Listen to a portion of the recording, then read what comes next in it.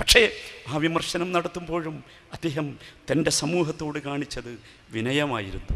നേരത്തെ ഞാൻ പറഞ്ഞ ഭാഷ, അതാണ് നമ്മുടെ ഭാഷ, നാം സ്വീകരിക്കേണ്ട ഭാഷ. ഈ ആശയം മുജാഹിദ് സമ്മേളനത്തിൽ വളരെ കൃത്യമായി ഞാൻ സംസാരിക്കുകയുണ്ടായി. അത് സംസാരിക്കുമ്പോൾ ഒരു ഉദാഹരണമെന്ന നിലക്ക് മഹാനായ ഷെയ്ഖുൽ ഇസ്ലാം ഇബ്നു തൈമിയ്യ റഹ്മത്തുള്ളാഹി അലൈഹിയുടെ ഒരു സംഭവം പറഞ്ഞു. അങ്ങനെയാണ്, ചരിത്രമാണ് ഞാൻ പറഞ്ഞത്. ഇബ്നു തൈമിയ്യ റഹ്മത്തുള്ളാഹി അലൈഹി ജീവിച്ച നൂറ്റാണ്ട് എല്ലാവർക്കും അറിയാം. പ്രവാചകൻ്റെ നൂറ്റാണ്ടല്ല, സഹാബികളുടെ നൂറ്റാണ്ടല്ല, താബികളുടെ നൂറ്റാണ്ടല്ല, താബികളുടെ നൂറ്റാണ്ടല്ല. ചരിത്രത്തിന് നമുക്കറിയാം, ചരിത്രത്തിന് ഹദീസുകൾക്കുള്ളതുപോലെ സനദ് പറയാൻ നമുക്ക് സാധ്യമല്ല. ഞാൻ ആ സംഭവം ഉദ്ധരിച്ചത് വളരെ കൃത്യമായ മുനാദറാത്തു ഇബ്നു തൈമിയ്യ മഅ ഫുഖഹാഇ അസ്രിഹി എന്ന ഡോക്ടർ സഈദ് അൽ ജുമൈലിയുടെ ഗ്രന്ഥത്തിൽ നിന്നാണ്. ചരിത്രത്തിൽ അബദ്ധങ്ങൾ പിണയാറുണ്ട്, സ്വാഭാവികമാണ്. അബദ്ധങ്ങൾ നമുക്കൊക്കെ മനുഷ്യരാണ്, നമുക്കൊക്കെ പിണയാം. ആ ചരിത്രം പിൽക്കാലത്ത് വന്ന ചില പണ്ഡിതന്മാർ ആ ചരിത്രം ശരിയല്ല എന്ന് രേഖപ്പെടുത്തിയിട്ടുണ്ട്. ആ ചരിത്രം സൂഫികൾ ഷെയ്ഖുൽ ഇസ്ലാം ഇബ്നു തൈമിയ്യയെ കളങ്കപ്പെടുത്താൻ ഉപയോഗിച്ച ചരിത്രമായിരുന്നു എന്ന് രേഖപ്പെടുത്തിയിട്ടുണ്ട്. ഞാനിത് ഉദ്ധരിക്കുന്ന സമയത്ത് എൻ്റെ ശ്രദ്ധയിൽ അത് പെട്ടിട്ടില്ല.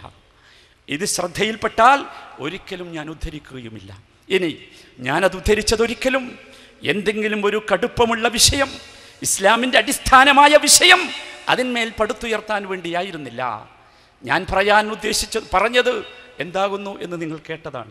ഞാൻ ഉദ്ദേശിച്ചത് ഷെയ്ഖുൽ ഇസ്ലാമിൻ്റെ തന്നെ ഭാഷയിൽ പറഞ്ഞാൽ മഹ്മാ ബലഗത് ദറജാത്തുൽ ഇഖ്തിലാഫ് വവിജ്ഹാത്തുൻ നളർ ഫഇന്നൽ ഖുദമാഅ വൽ മുഹ്ദിസീൻ മുത്തഫിഖൂന ജമീഅൻ അലാ അന്നൽ ഇഖ്തിലാഫ ലാ യുഫ്സിദു.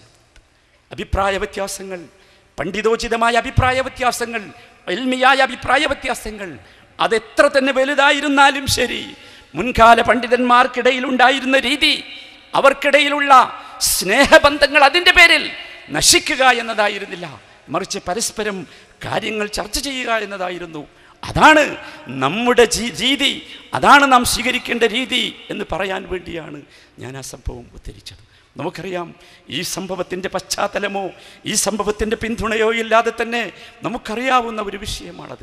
പ്രബോധകരെന്ന നിലക്ക് നമ്മളെല്ലാവരും അറിഞ്ഞിരിക്കേണ്ട ഒരു കാര്യമാണ്. ഒരിക്കലും പ്രബോധിത സമൂഹത്തോട് ഏതെങ്കിലും രൂപത്തിലുള്ള അമർഷം രേഖപ്പെടുത്താൻ നമുക്ക് പാടില്ല. പക്വമല്ലാത്ത സമീപനം നമുക്ക് പാടില്ല. ഒരിക്കലും ഏതെങ്കിലും രൂപത്തിൽ അപഹസിക്കാനോ പരിഹസിക്കാനോ ചീത്ത വിളിക്കാനോ പാടില്ല. അതാണ് നമ്മുടെ രീതി. അതല്ലേ ഫിറഔന്റെ അടുത്തേക്ക് പോകുന്ന മൂസ അലൈഹിസ്സലാമിന് പടച്ചറപ്പ് നൽകുന്ന സന്ദേശം? അതല്ലേ? അതിനേക്കാൾ എത്രയോ നിസ്സാരമാണ് ഞാൻ ഉദ്ധരിച്ച സംഭവം. ആ സന്ദേശം നിങ്ങൾക്ക് ഓർമ്മയില്ലേ?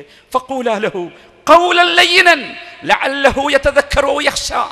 മൂസയോടും ഹാറൂനോടും അലൈഹിസ്സലാം പടച്ചറപ്പിൻ്റെ നിർദ്ദേശം, നിങ്ങൾ ഫിറൗനോട് സംസാരിക്കേണ്ടത് മാർദ്ദവമുള്ള, മിനുസമുള്ള നല്ല വാക്കായിരിക്കണം. എൻ്റെ പ്രിയപ്പെട്ട സഹോദരന്മാരെ, വൈജ്ഞാനികമായ അഭിപ്രായ വ്യത്യാസങ്ങൾ സ്വാഭാവികമാണ്. മുസ്ലിം ലോകത്ത് എല്ലാ കാലത്തും അതുണ്ടായിട്ടുണ്ട്. ഒരിക്കലും അത്തരത്തിലുള്ള അഭിപ്രായ വ്യത്യാസങ്ങൾ മനുഷ്യനെ കുരുടനാക്കി മാറ്റുന്ന ദുരവസ്ഥ ഒരിക്കലും ഉണ്ടാകാൻ പാടില്ല. അതബദ്ധമാണ്. ഞാൻ ആരോടും വെല്ലുവിളിക്കാനില്ല. വെല്ലുവിളികൾ എൻ്റെ രീതിയല്ല, ഇസ്ലാമിൻ്റെ രീതിയല്ല. ഇസ്ലാം വെല്ലുവിളിച്ച ചില സംഭവങ്ങളും അവസരങ്ങളുമുണ്ട്. അതൊന്നും ഒരിക്കലും എൻ്റെ ഒരു സഹോദരനെയോ സുഹൃത്തിനെയോ എന്നോട് ഏതെങ്കിലും മതപരമായ വിഷയത്തിൽ അഭിപ്രായമുള്ള വ്യത്യാസമുള്ള ഒരുത്തനെയോ വെല്ലുവിളിക്കാൻ എന്നെ പഠിപ്പിച്ചിട്ടില്ല, ഞാൻ പഠിച്ചിട്ടില്ല. അതുകൊണ്ട് തന്നെ ഞാനതിനില്ല. ഞാൻ പഠിച്ചത് വജാദിൽഹും ബില്ലതി ഹിയ അഹ്സൻ, വജാദിൽഹും ബില്ലതി ഹിയ അഹ്സൻ. ഏറ്റവും നല്ലതുകൊണ്ട് ജിദാല് നടത്താം നമുക്ക്. ഇൽമിൻ്റെ വിഷയം അതല്ലേ വേണ്ടത്? ഏറ്റവും നല്ലത് ഏതാ? അള്ളാഹുവിൻ്റെ കിതാബ് നമ്മുടെ കയ്യിലുണ്ട്, റസൂലുള്ള കൊണ്ടുവന്ന സുന്നത്ത് നമ്മുടെ കയ്യിലുണ്ടല്ലേ? ആ കിതാബിൻ്റെ വിശദീകരണം നമ്മുടെ കയ്യിലുണ്ട്. ആ വിശദീകരണം എപ്രകാരമായിരിക്കണം എന്ന് കൃത്യമായി ബോധമുള്ളവരാണ് നാം. അതിലൊരു അഭിപ്രായ വ്യത്യാസവും നമുക്കില്ല. എങ്കിൽ ആ ഒരു മാനദണ്ഡം വെച്ച്, അള്ളാഹുവിൻ്റെ കിതാബും റസൂലിൻ്റെ സഹിഹായ ഹദീസുകളും വെച്ച് കാര്യങ്ങളെ വിലയിരുത്താനും മനസ്സിലാക്കാനുമായിരിക്കണം നാം ശ്രമിക്കേണ്ടത് എന്ന് മാത്രമാണ് ഈ സന്ദർഭത്തിൽ എനിക്ക് സൂചിപ്പിക്കാനുള്ളത്. ഞാൻ അവസാനിപ്പിക്കുകയാണ്.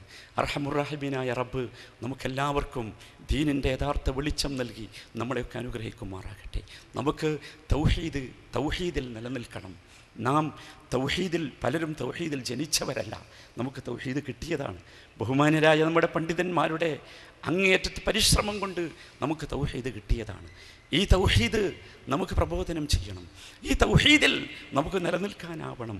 അവസാനം ഈ തൗഹീദിൻ്റെ കെലിമത്തുച്ചരിച്ച് ഈ ലോകത്തോട് വിട പറയാനുള്ള മഹാസൗഭാഗ്യം നമുക്കുണ്ടാകണം. അത് നാം ആഗ്രഹിക്കുക, കൊതിക്കുക.